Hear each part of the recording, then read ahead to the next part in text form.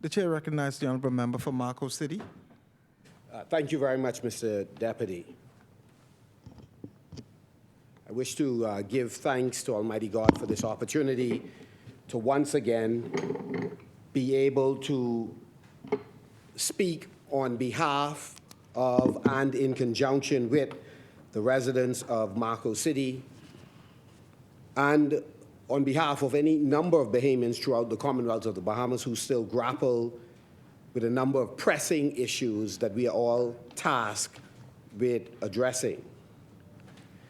Mr. Deputy, I would like to first extend condolences to the entire Marco City family, but in particular to Mr. Penniman and his three sons, especially Bernard, on the sudden passing of Bernadine, a dedicated member of our team. Our hearts go out to the family. We also extend condolences to Sherry on the passing of Van Johnson and to Jan Roberts on the passing of Bishop Huden Roberts, and to the entire family, but certainly KJ on the passing of Bernardina Major, and to Annie, Ms. Gibson, we are praying for you on the passing of Chantel.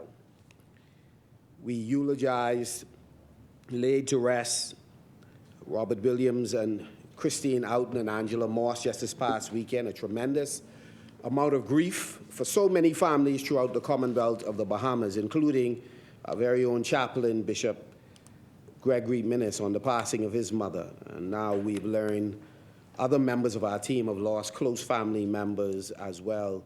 The Honorable Frankie Campbell, I understand, is also counted in that number. We pray for all of you. And daily, we thank God for life. We recognize how fragile it is. Mr. Deputy, because of the tremendous amount of grief so many Bahamian families go through, I've tried to organize my life in a way that I cherish life, I live it to the fullest, I do my best to fulfill the mission I believe that God has given me, and try as best possible to live peaceably with as many persons as possible. I come to the House because I believe that we have a solemn duty to try and lighten the burden of every Bahamian, regardless of their political colors. Mr. Deputy, sometimes when we raise issues in this House, we hear the familiar refrain that has existed in this House for decades, and that is, when you all were in, you all did this. That kind of trite exchange, and we often say to members on the other side that you're in the chair, we expect you to fix it, fix the challenges. But I want to make it a little bit more personal. Mr. Deputy, I represent a constituency that the present member for Kit Island, Rumkins, and Salvador once had an interest in representing. I thought it was a fascinating story to hear the member for Kit Island talk about having been set up and ready to go in Marco City. During that particular time, he was not successful in getting that nomination, but to his credit, he went on to be elected and have been elected multiple times in Kit Island, Rumkins, and Salvador. But I represent a constituency that the founder of our party represented. Prior to 2017, we've had a number of members of parliament who have done a commendable job in helping to change the community. For 5 consecutive elections, the seat has changed hands, and God has been good. The people of Marco City has given me 2 consecutive opportunities to represent them. It's to the credit of the team that assisted, not because I was so absolutely gifted. No, we had a team, a solid team. What was interesting about the team, Mr. Deputy, It's a team that was made up of, and still is, primarily those who have historically supported the Free National Movement, but a great many of those persons have supported other political organizations. I can think of at least 3 members who were stalwarts of the Progressive Liberal Party who came with us in 2017. They were disillusioned for any number of reasons. We made the case to them that we would behave differently, and they supported us. In 2021, they stayed with us, as did a number of members of the Progressive Liberal Party, who today do not identify themselves as F&Ms. They make it absolutely clear where they stand philosophically, but they voted for our team again.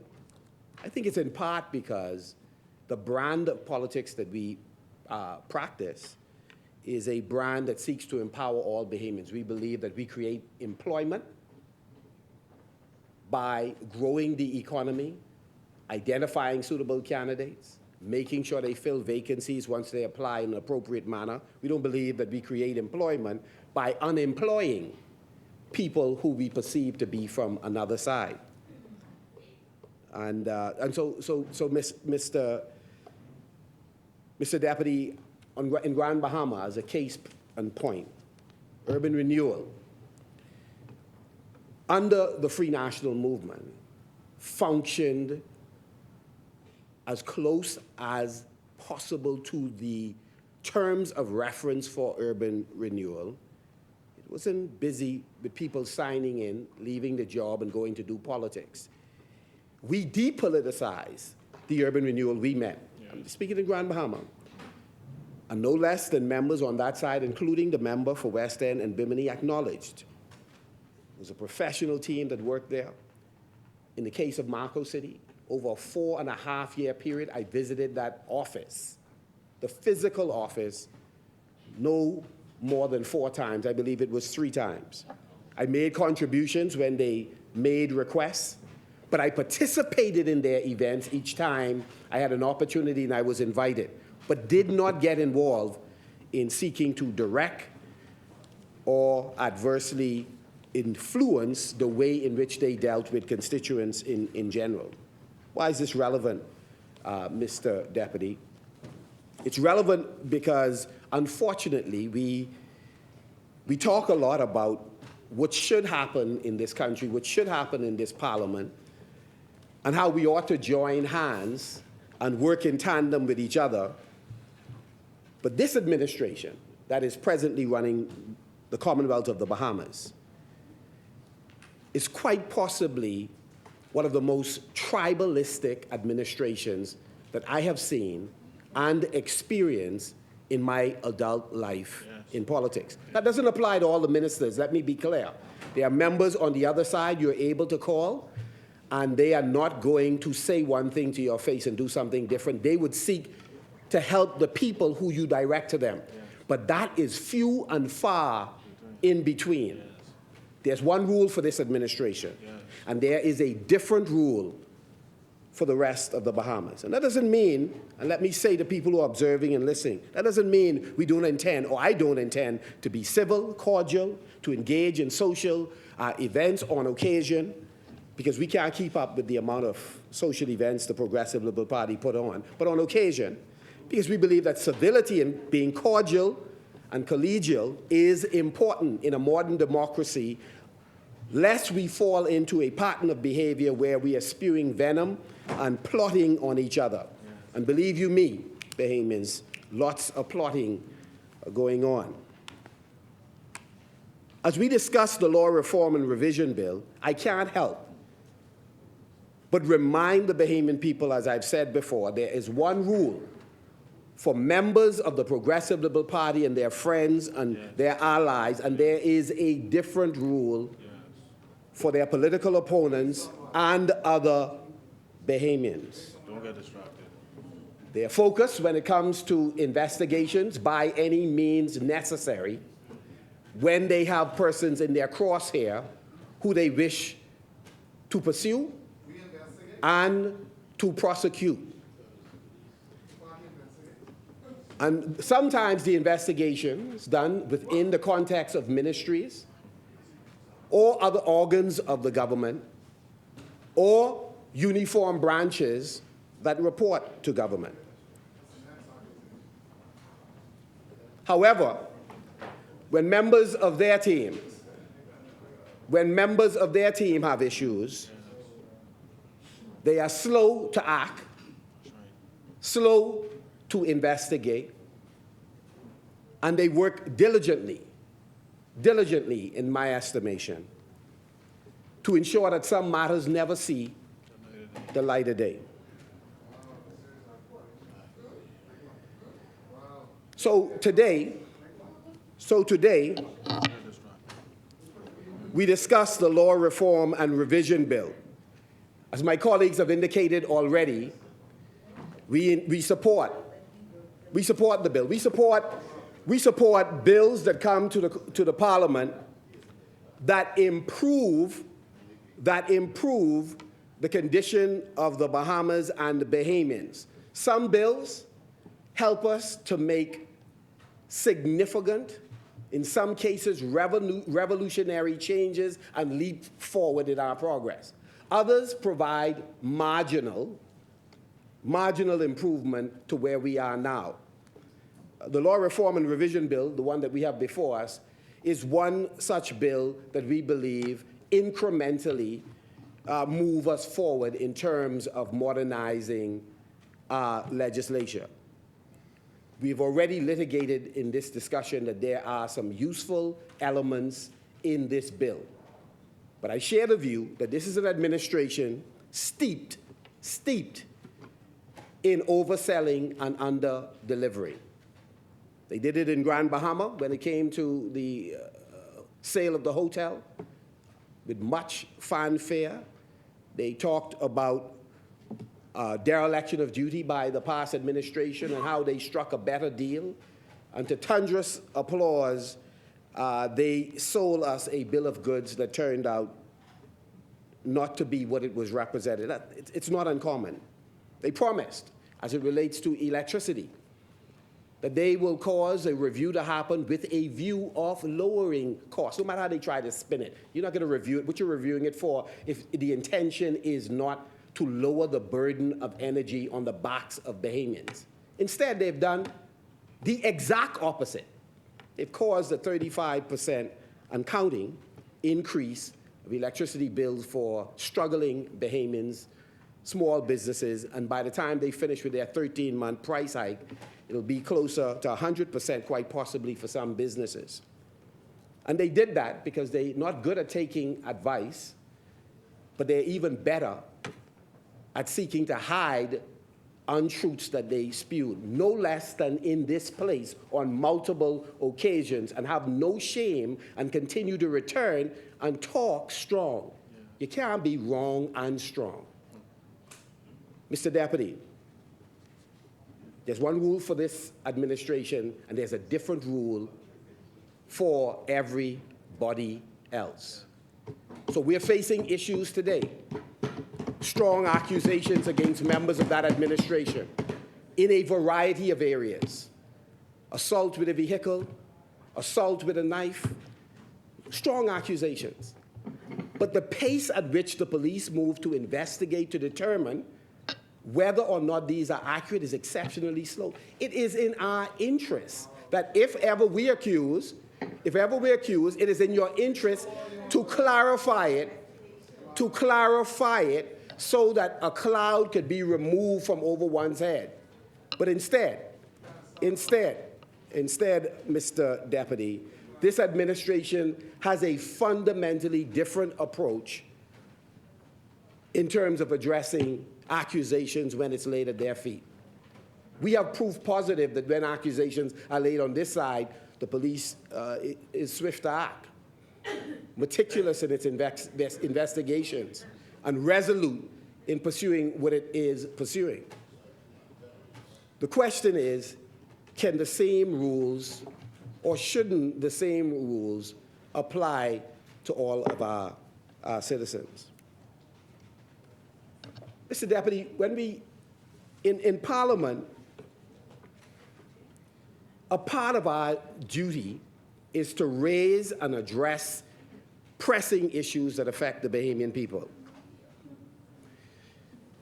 And one of the things we ought to be doing is to demonstrate that we are responsive to the cries and the afflictions of the Bahamian people.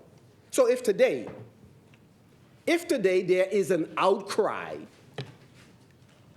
for resources so that small and medium-sized businesses, micro-enterprises can get started, can participate in benefiting from the bounty of this country, then we should find ways, either in policy or when we come in this place, to create opportunities for our people. Instead, today we are still searching for the increased resources, grants, equity loans, etc., by this government, which it stated was in the budget, in order to help our people. We can't find the figure. We can't find the $50 million. We should expect, given the carnage on our streets, the carnage in our homes, the bloodshed occasionally in our schools, we expect that when we, imagine this, against the backdrop of some of the most sensational crimes recently and accusation, we come in the House and mum's the word. We don't pivot. We don't pivot for an important, marginally important bill, because you can't stop doing the regular work of the country because there are crises or sensational happenings, no matter how tragic. You have to do them all. We work simultaneously. But at a minimum, you can pivot to address these issues. But it can't be that we return to the House after a series of 3 deaths in one day. Mum's the word.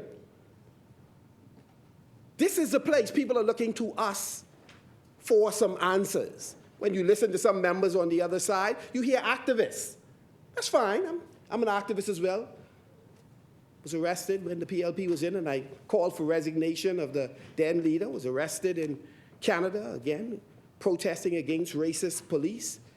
Had a team of law enforcement escort us out of the administration center at Tuskegee when we took over the building because we did not agree with the position by the administration. We're activists, yes. But when you come in this House and you are on the government side, it is not about mere activism. It is about acting using the authority that you have and telling us, in light of these tragedies, this is what we intend to do. That's not what you hear. So you listen sometimes, and sometimes it sounds good. It's poetic, it's eloquent, but what it is not, intentional in terms of pointing to what concrete actions this government is taking to protect from violence girls and women, to address what they forecasted they would do, to help Bahamian men and women pass on citizenship to their children. There's a whole slew of things. And so when you talk about law reform, to the point raised by the member for Centerville, for whom I have the greatest respect and admiration. The truth is, the research, the cursory research that has been done thus far, to find out when last was the report that is referenced in this bill, when last was the annual report on law revision laid in this House. Our research thus far took us to 2011, none. In the interim, none. Now, again, maybe when somebody reported, none. So as far as I know, neither administration laid it. So we are touting things that have been in the old legislation, in the new legislation. We should be coming in here to talk about all of the deficits that have historically existed. Here they are. This is what the administration has discovered by doing an audit of law reform. And I believe the people in law reform are not so much, they are not the issue. The issue is policymakers. Because I'm sure they recommended far more substantive things to the New Day government that should have been brought to this place to address the issues that affect Bahamian people. Because I guarantee you, that in this parliament, boy, if we could find a handful of ministers and parliamentarians who are interested in this, who believe this improves the lives of anyone in their constituency, I would be absolutely stunned. What are some of the other recommendations that you did not bring, that law reform has recommended? Because that's what the issue. That's where the sweet spot is in governance and seeking to change the lives of Bahamians, addressing all of those other issues. Like, how are we spending the hundreds and hundreds of millions of dollars that we come and approve here that Bahamians are concerned are being misused? As the members of the opposition, we have tried through the Public Accounts Committee to gain access to public servants who are duty-bound to explain how they are managing our funds.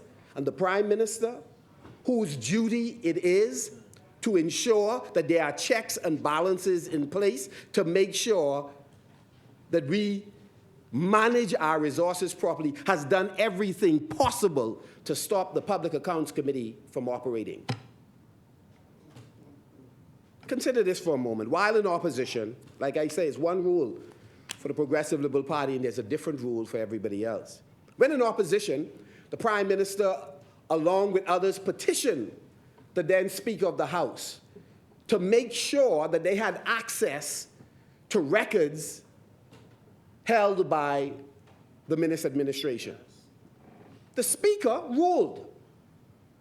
No, it wasn't immediately, but he ruled and gave access to. He did what had been done by previous speakers. In fact, the founding father of our country, Sir Lyndon, did not seek to block the young Hubert Alexander Ingram from accessing information through the Public Accounts Committee. Mr. Ingram had access.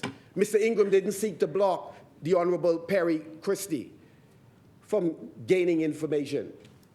He permitted it.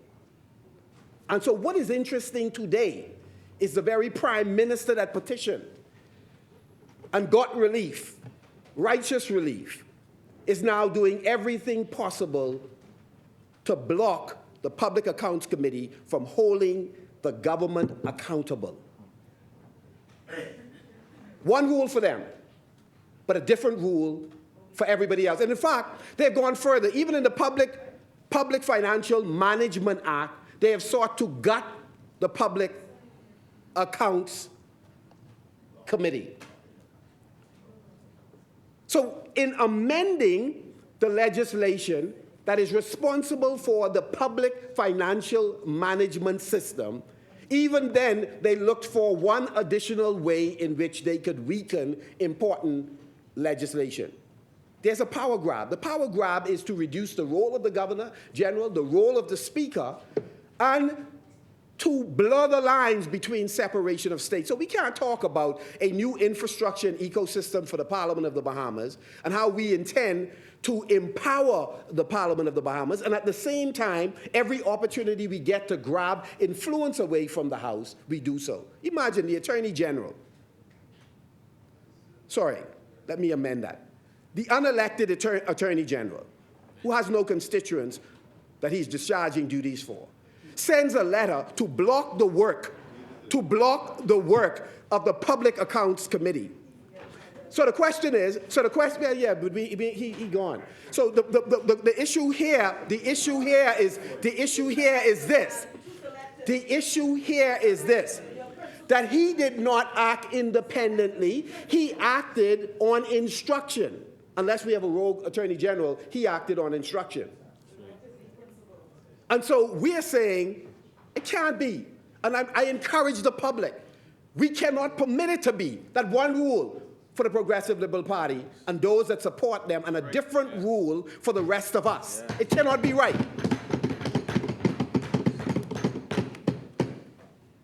And so we say that if we're going to protect the credibility of government officials, of law enforcement agencies, and other gatekeepers, then the ways in which the rules are applied, those rules have to be even-handed. We've said before, matters that you are pursuing, it is in our collective interest that you litigate those. But as you litigate those because they relate to us, what about you? Why can't we get an answer on how many taxi plates were issued? And whether or not the amount that was issued is above the allowable level, which makes that additional amount illegal to have issued. What about inadequate and inaccurate answer, however. What about us making the point that let's bring to the House, bring the section of the Housing Act and then reconcile it with the Debt Management Act and help us understand how it's possible that a corporate soul with no ability to borrow can borrow $20 million, refuse to lay the documents on the House in case we are wrong, and just keep it moving like it's like zero, it's like nothing, man.